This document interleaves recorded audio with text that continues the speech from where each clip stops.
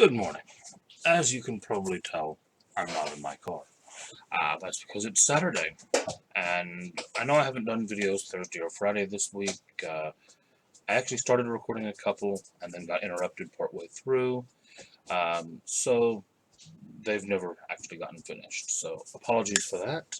Um, Work and personal matters threw things a bit off track there.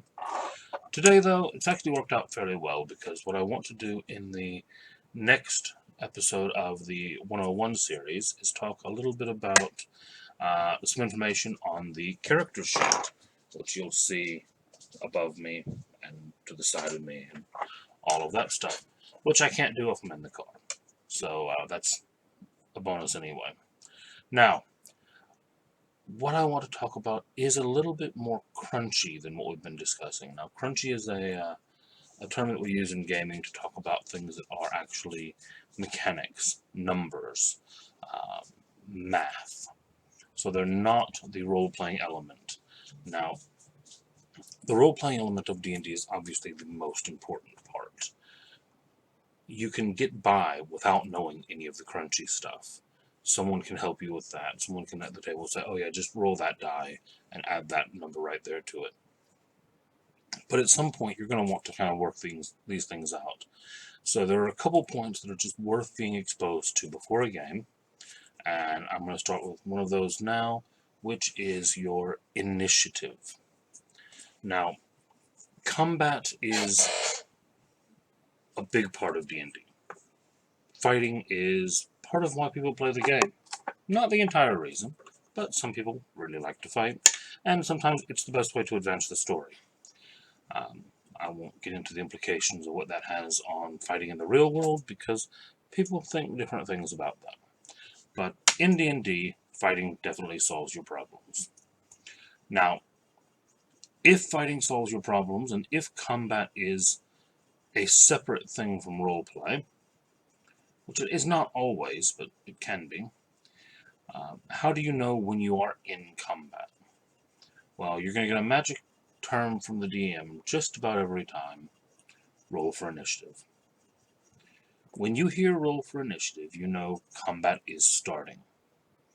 Now, just from a tabletop kind of courtesy perspective, when you hear roll for initiative, it's probably a good time for these side chats and things to wind down or slow down or stop for a while, because you're moving out of kind of the more social, chatty bit of the game and into something that is a bit more intense. So having a bit of respect for that intensity is probably a good thing. Um, Now then, you roll for initiative. How do you roll for initiative? Well, your character sheet, and I've got two of them up here.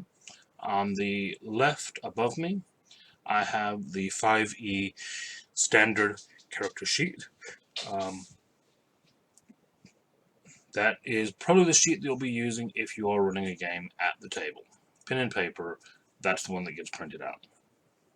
Now, off to the side of me, though, that side, I have the Roll20 character sheet. Now, I've mentioned Roll20 a number of times. It is the online meeting place that supports Dungeons & Dragons, that has a lot of Dungeons & Dragons content available in a digital format, and it's actually where I play most of my games, simply because it's easier to play with people who can get together from all over the world than it is to try to get half a dozen people in a room together a lot of the time. Now then, you're going to find on the paper sheet, right up here, armor class, initiative, speed. Now your armor class, we're not going to talk about today. Your speed is usually 30.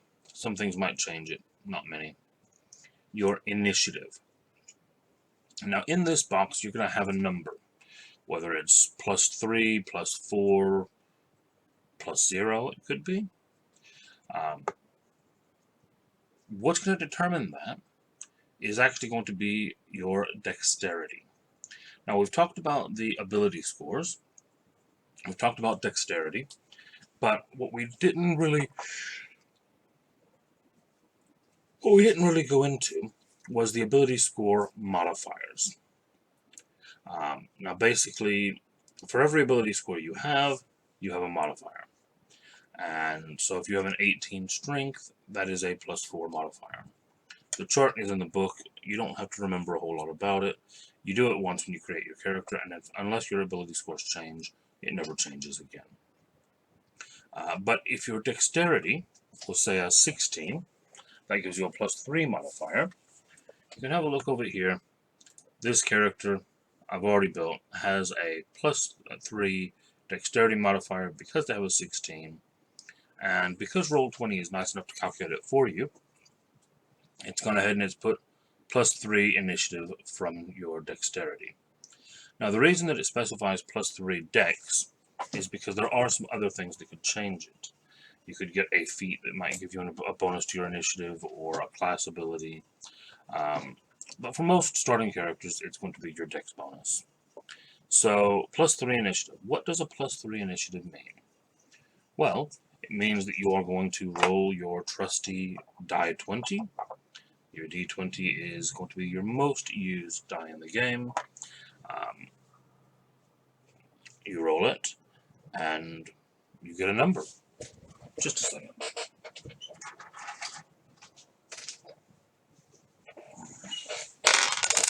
Die 20. You roll it, and I've got a 10. So I take a 10, I add the 3 to it, 13. That's my initiative. Now, what does that mean? A 13 initiative doesn't really tell us a whole lot. But every other character in the game is also going to be rolling initiative. The highest number goes first, lowest number goes last. It's how you determine in what order people do things in combat. That's all you need to know about initiative. Fairly straightforward, actually. Yeah. And with that, I'm going to go ahead and take a break. I might come back in a little bit and we'll have another chat about some other information that you might need to know. Until then, though, have a great day, and I'll talk to you later.